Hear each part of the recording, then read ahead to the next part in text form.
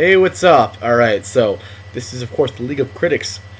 Talk about going through a fad. We went Korn all the way through the ages of new metal. We've gone through dark, evil, dubstep, dark, evil again, religious, and back to not religious, and then religious again. So, this is my review of Korn's The Paradigm Shift. Alright, right here. This is an album of, well, what do you expect from Korn? It's new metal. It's kind of the thing that doesn't change.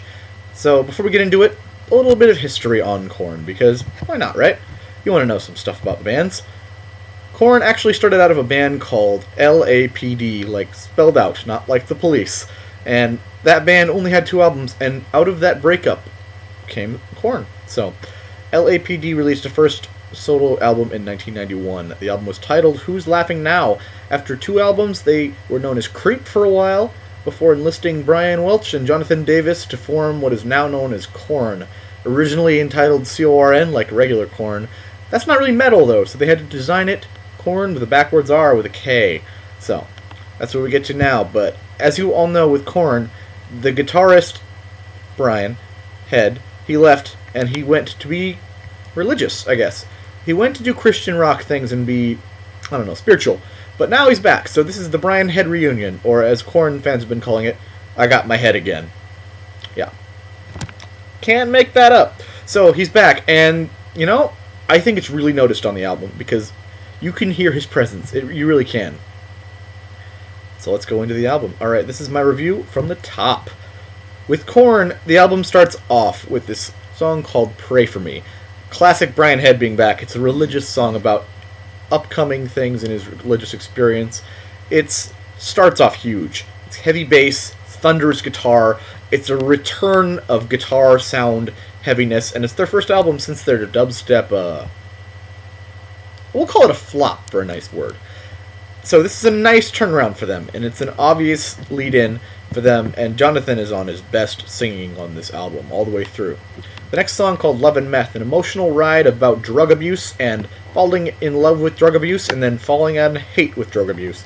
It's really showing off Jonathan Davis doing his biggest vocal range on the entire album to try and show the effects of drugs on his brain and how he thinks. It has a huge chorus to it. It's a big sing-along song. You know, in Korn ways. The next song after that is called What We Do. It starts off with sonic noise and then becomes more thrash metal style. From there we move into Spike in My Veins, which is a highly layered song. It's multiple layered guitars, like just Radiohead style. Bam, bam, bam, bam, bam. And then complex lines of lyrics where he actually doubles his own vocals. Yeah, he's going to be backing himself up on this, which is kind of cool. I like it when artists do that every now and then. And the next song is called Mass Hysteria, and as you'd expect, the lyrics for this song are absolutely insane. And his vocals are the craziest on the entire album. He uses growls and vibratos. He mixes between opera singing, which he can do, by the way, and absolute batshit crazy screamo that he does and things. And the cool scat singing comes back for a little bit on this song. And it's cool to see that happen. The next song is called Paranoid and Aroused. It sounds like a murky Korn. Like if you mix Alice in Chains together with Korn sound, it's a classic evil death story. It's about angels and demons in a giant battle with each other, and the themes interfuse in Christianity themes. The next song after that is called Never Never. It's the obvious album lead single. It's a very true classic Korn song. And I mean classic as in like classic 90s Korn. You could see this song being the lead single for any Korn album, and I mean it. It's really a strong song. It's a classic. After Never Never, we get to Punishment Time. And this is the song where the album begins to slip a little bit for me, I think, at least. It uses a multi-tempo thing where it jumps around a lot, and Davis uses a lot of different styles in his voice and sounds and interesting things, but it's just, you know how when you watch a film and the scenes are set together really badly edited? Like, it's like, chop, here we are, I'm here now, bam, moving. It seems like this whole time that you were listening, it's like that was cut together just really poorly. And it's kind of repetitive. It just doesn't, I don't know, it just rubs me the wrong way because you can hear the bad editing in it. And I don't know. It's something about that just bothers me because you can do so much better with this kind of real professionalism. The next song is called Lullaby for a Sadist. It's a song about a guy enjoying torturing women. The lyrics have a lot writing on it because this sort of It's hard to describe how insane the lyrics are for this song because it falls apart under its own irony. I mean, really look at the lyrics, look them up if you really want to know. But this song is just all about horrible, torturous things, and it's almost satire on itself, and it becomes almost ironic because of how much they push it too far. I looked it up, so just look it up if you really want to know. The next song, Victimized, starts off with a wall of sound and moves into the double guitar, crazy dueling thing that they like to do. The song shifts musically multiple times throughout the duration. It's changing constantly. It never sits still, pretty much. It's All Wrong talks about Davis's days and how they are awful. It's like the worst day of your life, except every day.